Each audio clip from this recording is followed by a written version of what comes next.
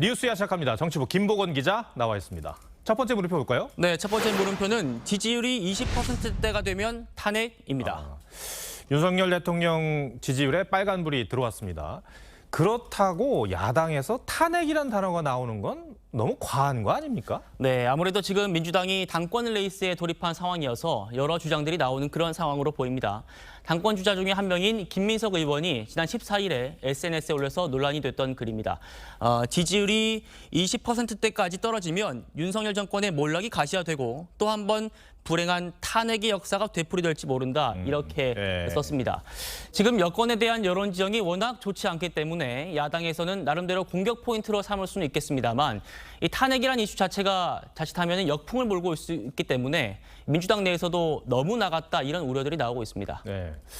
야당은 일단 그렇다 치고요. 지금 여당은 대통령의 지지율 하락을 얼마나 심각하게 보고 있습니까? 네, 아무래도 지지율이 30%대 초반까지 그렇게 떨어지다 보니까 분명히 위기감은 커진 분위기입니다. 네. 무엇보다 핵심 지지 기반인 보수층과 또 고령층까지 이탈 현상이 두드러지는 게 큰 문제라고 합니다. 한 여권 관계자는 저희에게 이런 말도 했습니다. 지지율이 30%가 되면 야당이 말을 안 듣기 시작하고 20%가 되면 관료가 말을 안 듣기 시작하고 10%가 되면 측근들이 떨어져 나간다. 그러다가 한 자릿수까지 되면 그때서야 탄핵 얘기가 나올 거다. 물론 임기 극초반이기 때문에 지지율이 좀 떨어진다고 관료나 측근 그룹이 곧바로 이탈하기는 쉽지가 않겠습니다만, 그럼에도 국정 동력을 제대로 유지하기 위해서는 지지율 회복이 급선무란 공감되는 용산과 여의도 모두에서 형성된 기류입니다. 예. 근데 문제는 어떻게 아니겠습니까? 근데 지금으로서는 반전의 계기가 잘 안 보이는 것 같거든요. 네, 대통령실 참모들과 또 여당 내부 곳곳에서는 이 지지율 만회를 위한 방법들을 계속 찾고는 있습니다. 하지만 이 단기간에 어떤 결정적인 계기 없이 반등시키기는 어려운 분위기입니다. 무엇보다 이 고물가 그리고 고금리라는 경제 복합 위기가 국민 실생활에 큰 영향을 미치는 데다가 각종 인사 관련 구설수 또 독선적으로 보이는 메시지가 이 지지율 하락의 요인으로 분석이 되고 있습니다. 더군다나 이 세계적인 경제 위기가 예상보다 더 길어질 걸로 전망이 되면서 획기적으로 여론이 바뀌기는 어렵다, 이런 관측이 우세합니다. 경제 문제는 그런 환경적인 요인도 있겠습니다만 언급했던 인사 문제나 대통령실 내부 문제, 이런 건 다른 얘기 아닙니까? 그래서요, 이 대통령실 이 전면 개편과 같은 이 쇄신론이 점점 더 힘을 얻는 그런 분위기입니다. 네. 2달밖에 안 됐는데 벌써 개편하면 혼선이 가중된다, 이런 반론도 분명히 있습니다만 비상 상황을 초반에 제대로 관리하지 못한다면 국정 동력을 상실할 거라는 그런 지적도 분명히 만만치 않습니다. 무엇보다 이 대통령실 내부 문제에 제대로 대응하거나 또 존재감을 드러내지 못하고 있는 이 김대기 비서실장에 대한 책임론이 계속 제기되고 있고요.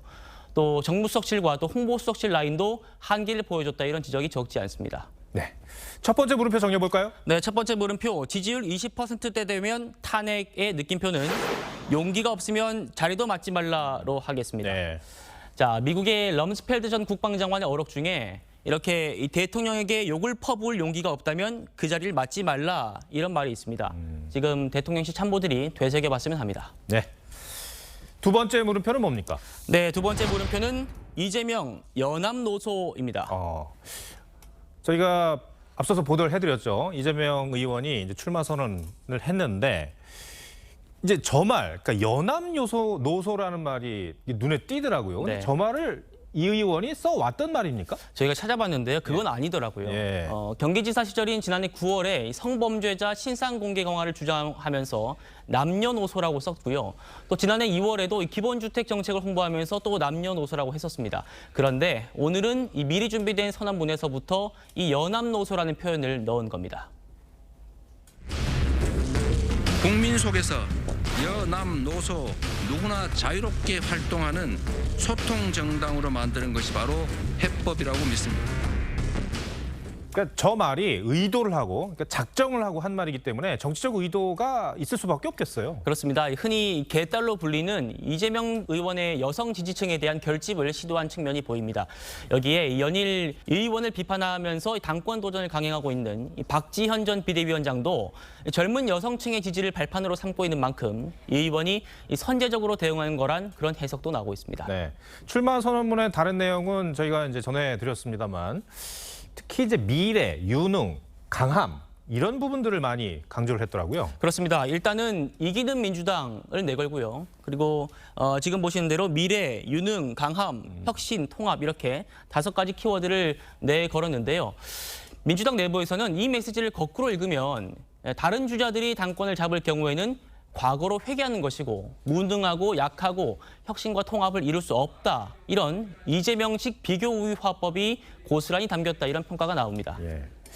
개파 공천에 대해서 확실히 선을 그은 거는 이재명 개가 당을 장악하는 거에 대한 이 경쟁자들의 비판 이런 것들에 대해서 먼저 선을 그은 거라고 저희가 이해를 하면 되겠습니까? 네, 지금 민주당 내부의 분위기만 보면요. 대항마로 나선 이 97그룹이든 또 이낙연계든 영향력이 크지 않은 거는 사실입니다. 당내에서는 이 97그룹도 어차피 586의 하청 정치를 했던 운동권 말미 사람들 아니냐.